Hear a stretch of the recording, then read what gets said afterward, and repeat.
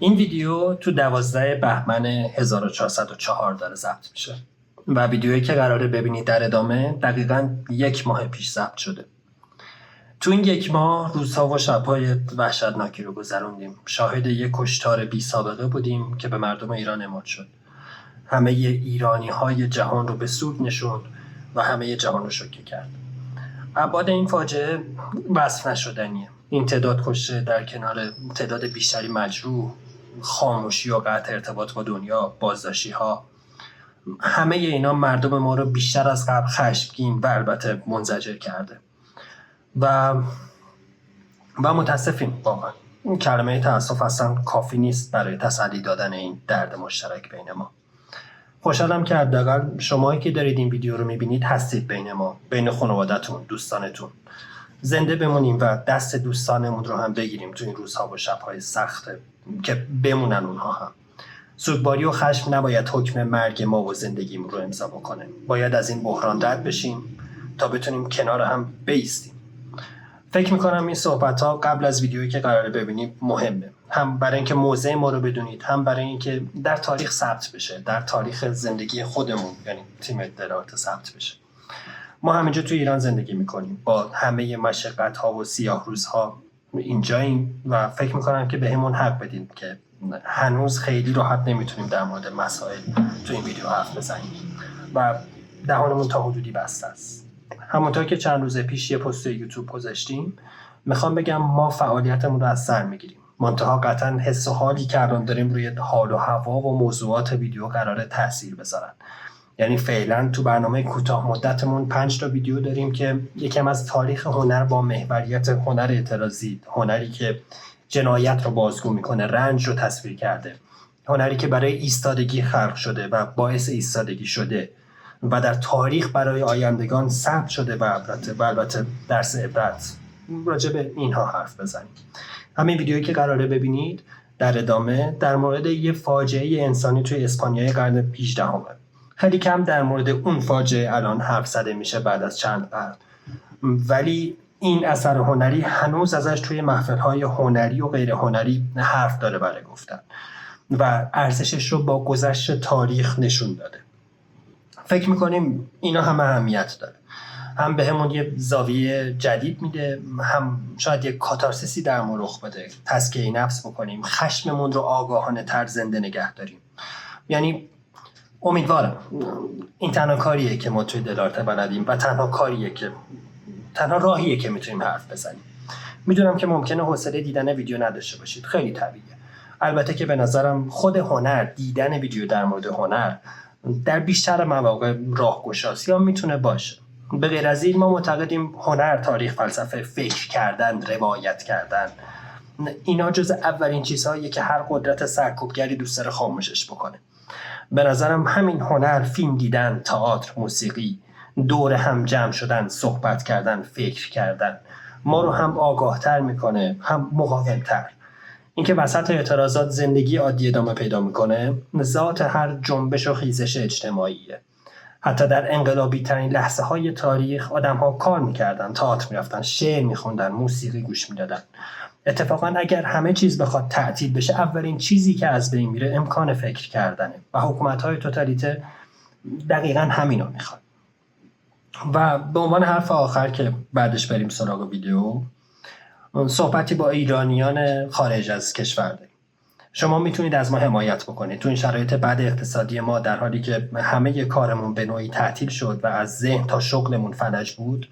کمک شما هر چند کوچیک میتونه به ما کمک بکنه، کمک بزرگی بکنه. هم گزینه سوپر تانکس خود یوتیوب براتون هست، هم لینک حمایتی که توی توضیحات کانال گذاشتیم. دم همتون گرم. مراقب خودتون باشید.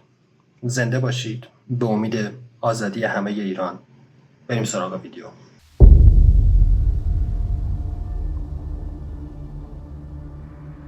تو این چهره چه احساسی میبینیم؟ ترس، نگرانی، وحشت. یکم بیایم عقب‌تر. از حالت بدنش چی میتونیم بفهمیم؟ شجاعت یا تسلیم شدن؟ انگار داره میگه بزن لعنتی.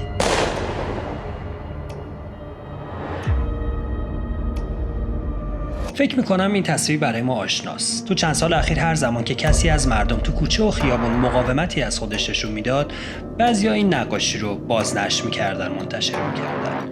امروز میخوایم از این اثر که یکی از مهمترین آثار تاریخ هنره حرف بزنیم. من هومن حسنی هستم و شما دارید دلارته رو تماشا میکنید. هر قسمت از دلارته ما سراغ یکی از پدیده‌های تاریخ هنر میریم. این قسمت نقاشی 3 می 1808 اثر فرانسیسکو گویا.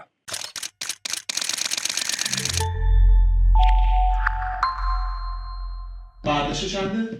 برداشت اوله. نه تابلو 3 می گویا برداشت اول. اسم این نقاشی هست 3 ماه می. 3 ماه می چه اتفاقی افتاد؟ جوابش در یک روز قبلشه در واقع، یعنی 2 ماه می. مردم اسپانیا قیام کردن، ولی سربازهای ناپلئون بعد از سرکوب این مردم عده‌ای رو دستگیر میکنن که فرداش یعنی 3 ماه می اون مردم رو اعدام میکنن. و این تصویر در واقع فردای روز قیامه. یکی از گیراترین و شاید تسخیر کننده ترین تصویرهایی که تا حالا در تاریخ نقاشی شده. 3 ماه می اثر فرانسیسکو گویا. تو تاریخ زیاد پیش اومده که صحنه‌های جنگ رو نقاشی بکنن. چیزی که بینشون مشترکه اینه که صحنه‌های جنگ خیلی پر زرق و برقه، پر از حرکت و پر از رنگن. شکوه رو می‌بینیم توشون، شکوهمندن. اما این صحنه هیچ کدوم از اینا رو نداره. در عوض گویا به ما آدم‌هایی رو نشون میده که هیچ اسم و رسم خاصی ندارن. کسی حتی نمیدونه اینا کیان. اینا فقط یه سری غیر نظامی‌های معمولی اسپانیایی هن. چند لحظه قبل از اینکه توسط جوخه اعدام فرانسوی‌ها تیربارون بشن. تصویر سرد و دلهره آوره. از اون تصویرهایی که حتی بعد از اینکه نگاهت رو ازش برمی‌داری ولت نمی‌کنه، تو خاطرت میمونه. نه فقط به خاطر اینکه موضوعش تراژیکه، بلکه خود شیوهی که گویا نقاشیش کرده هم به همون اندازه تلخه. چطور؟ سبک آزاد و ضرب قلم‌های شل گویا به نقاشی یه حال و هوای تقریباً گزارشگونه داده. درست مثل خود عمل اعدام. انگار گویا داره هر چی تصور میکنه اون روز اتفاق افتاده رو خیلی سریع ثبت میکنه. چند ثانیه کابوسوار آخر رو داره ثبت میکنه. چند ثانیه بین زندگی و مرگ. اولین چیزی که چشم رو میکشه به سمت خودش جذب میکنه این مرد با پیراهن سفیده. اون یکی از زندانی‌های اسپانیاییه و برای گویا تقریباً یک چهره مسیح گونه است. چطور؟ این مرد سفیدپوش زانو زده توی حوضچه‌ای از خون و دست‌هایی که 2 طرف سرش بالا رفته. در حالتی شبیه به مصلوب شدن یا حداقل نمادی از به صلیب کشیده شدن رو داره. این پیراهن سفیدش یه تضادی ایجاد کرده با پس زمینه‌ای که خاکی و اخراییه و داره میدرخشه. خیلی یادآور مسیحه واقعا. حتی دستهاش رو ببینید، کف دستهاش یه حفره داره، یه نشانه از استیگماتا. این به نظر میرسه دست راستش نشونه هایی از استیگماتا داره. این زخم ها رو میگم. استیگماتا رو تو فارسی بهش میگن داغ مسیح.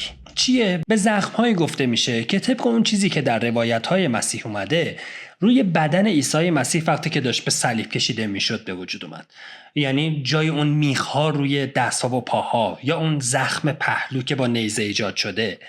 بعدها تو سنت مسیحی مخصوصا توی قرون وسطا به بعضی قدیس‌ها نسبت داده میشد که این زخم‌ها به شکل معجزه‌آسا روی بدنشون ظاهر شده. به این پدیده میگفتن استیگماتا.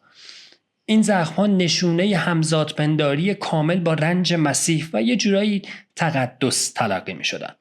توی این نقاشی گویا هم وقتی که میگیم دست راست این مرد پیراهن سفید انگار نشونه استیگماتا داره، یعنی گویا عمدن با نور و رنگ طوری دستش رو نشون داده که ما یاد جای میخ روی دست مسیح بیافتیم.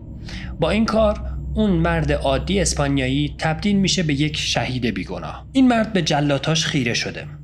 سر شکم به جلو خم شده، ابروهاش به شکل یک هشت، با حالتی عمیقاً غمگین و تسلیم شده. انگار مثل مسیح روی صلیب داره میگه پدر اینها رو ببخش، چون نمیدونن دارن چیکار میکنن. اما قلموی گویا بخشنده نیست. برای گویا این مرد تقریباً یک قدیسه، یک شهید بیگناه برای آرمان اسپانیا که به دست اشغالگرای فرانسوی کشته میشه. آرمان آزادی اسپانیایی. و ببینید که این مرد نقطه کانونیه. تفنگ‌ها به سمتش نشونه رفتن و بدن زندانی‌ها چشم بیننده رو به سمتش داره هدایت میکنه. اما خب این تنها داستانی نیست که گویا توی این صحنه تیره و وحشتناک داره تعریف میکنه. تقریبا میشه این نقاشی رو مثل یک کاوش در نظر گرفت. کاوش در این که چهره‌های مختلف ترس چه شکلیه. در واقع به چه شکل‌هایی میشه ترس رو کشید ها؟ نه فقط ترس، چهره‌های مختلف خشونت و خب چهره مرگ رو. سمت راست مردهایی رو میبینیم که دارن از تپه بالا میرن. یک صف که انگار پایانی نداره، بی انتهاست. صفی از زندانی ها که به سمت قتلگاه دارن هدایت میشن. بعضیا چشماشون رو برمیگردونن یا میپوشونن چون نمیخوان ببینن قراره چه اتفاقی براشون بیفته. نمیخوان لحظه اعدام رو ببینن. یه نفر دیگه با وحشت به سربازای فرانسوی زل زده و دستش رو روی دهنش گرفته. سمت چپ یک گروه رو میبینیم که روبروی جلاتاشون ایستادن. هر کدومشون هم در حالتی متفاوت از درماندگی. بعضیا سرشون رو با دست گرفتن، یکی دیگه به سربازا خیره شده، فکش رو جلو داده که معلوم نیست اثر سرکشیه یا اثر ترس، و یکی دیگه داره دعا میکنه، احتمالاً برای نجات.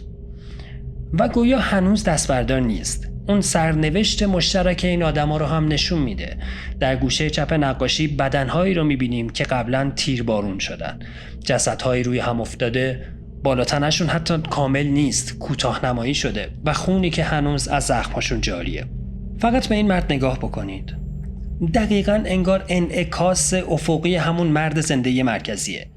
دستاش هم بالا رفته. انگار نسخه قبل و بعد از مرگ رو در کنار همدیگه داریم یک جا میبینیم. سربازهای فرانسوی اما بیشتر شبیه یک ماشین ساخته شده از انسان‌ها هستن تا خود انسان. همشون چکمه‌های یکسان دارن، پالتوهای یکسان، کلاه‌های یکسان، کوله‌های مشابه دارن و روی تفنگ‌هاشون به یک شکل خم شدن. پشتشون به نقاش و البته به ماست. هیچ فردیتی ندارن. همشون یک قماشن. انگار که گویا داره میگه که جنگ فردیت و انسانیت رو ازشون گرفته. اینا فقط اطاعتگرن، تصمیم شخصی ندارن، فردیتی ندارن، استقلالی ندارن. میدونی تو وقتی استقلال نداشته باشی هرچی بهت میگن رو قبول میکنی، استقلال فکری نداری. پس توی یه نقاشی هم بدنت هم استقلالی نداره و یک پارچه است با بقیه. اونا دیگه آدم نیستن، بی‌نام و نشونن و فقط زیر یک هدف مشترک متحد شدن، یعنی شلیک کردن. کل این فرایند اعدام شاید کمتر از 5 ثانیه طول بکشه، ولی اینجا گویا مجبورمون میکنه همون 5 ثانیه بین زندگی و مرگ رو کامل ببینیم، با تمام درامش روبرو بشیم و به این فکر بکنیم که اصلا معنای همه اینا چیه، دلیلش چیه. از منظر گویا، برای گویا جنگ پدیده دوگانه است. همیشه دو طرف داره و این دوگانگی ها رو توی 3 ماه می 1808 مدام جلوی چشممون میذاره. خوب که نگاهش بکنیم این نگاه رو میبینیم. زندانی ها در برابر جلاد ها که تفنگ ها از هم جداشون کرده توی تصویر. نور در برابر تاریکی، بی سلاح ها در برابر مسلح ها. انسان در برابر غیر انسان، یعنی یک چیز انسانی در برابر یک چیز غیر انسانی. قربانی در برابر مهاجم، بی‌نظمی در برابر نظم، احساسات در برابر بی‌تفاوتی و در نهایت زندگی در برابر مرگ. اینا فقط چند تا از این دوگانه هاست. البته میتونید بازم توش پیدا بکنید. اما اصلا چی شد که به این نقطه رسیدیم؟ میخوایم راجع به خود واقعه تاریخی حرف بزنیم. سال 1808 اروپا و البته سلطنت اسپانیا توی بحرانه. خیلی خلاصه بخوایم بگیم، ناپلئون امپراتور فرانسه واردات کالاهای انگلیسی رو برای کشورهای اروپایی ممنوع کرد. میخواست بریتانیا رو منزوی بکنه، اما خب پرتغال اینو قبول نکرد. ناپلئون هم از شارل چهارم، پادشاه اون وقت اسپانیا، اجازه خواست که نیروهای فرانسوی رو از خاک اسپانیا عبور بده تا به پرتغال حمله بکنه. اسپانیا هم گفتش که باشه قبوله، اما ناپلئون نارو میزنه.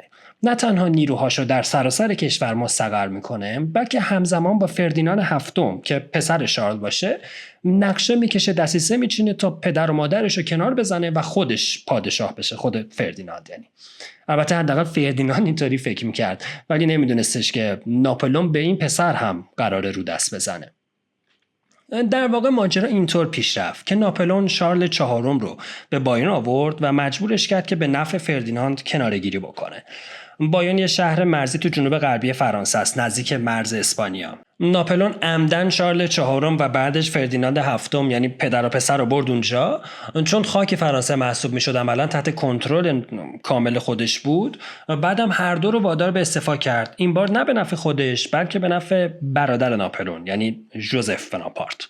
ژوزف بناپارت از سال 1808 تا 1813 پادشاهی اسپانیا رو داشت، یعنی حدود 5 سال. البته این اصلا یک حکومت باثبات واقعی نبود، بیشتر دوران سلطنتش همزمان بود با جنگ‌های شدید استقلال اسپانیا علیه فرانسه و عملا فقط بخشایی از کشور، اونم با حضور ارتش فرانسه تحت کنترل ژوزف بناپارت بود.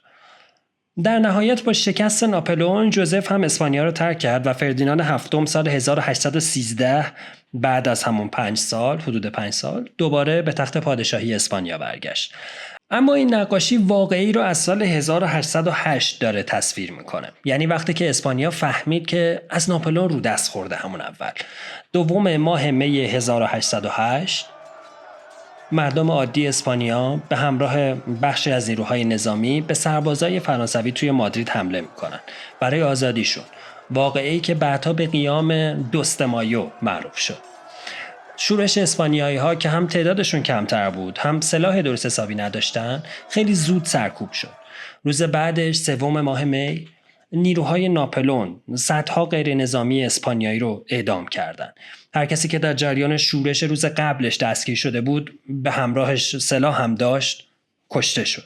حدود 1 ماه بعد برادر ناپلئون به عنوان پادشاه اسپانیا منصوب میشه. ولی خب همونطور که گفتیم دوران سلطنت برادر ناپلئون خیلی جالب پیش نرفت و نهایتاً هم بعد از درگیری‌های طولانی فردیناند هفتم بالاخره تو سال 1813 دوباره تاج و تخت اسپانیا رو پس گرفت.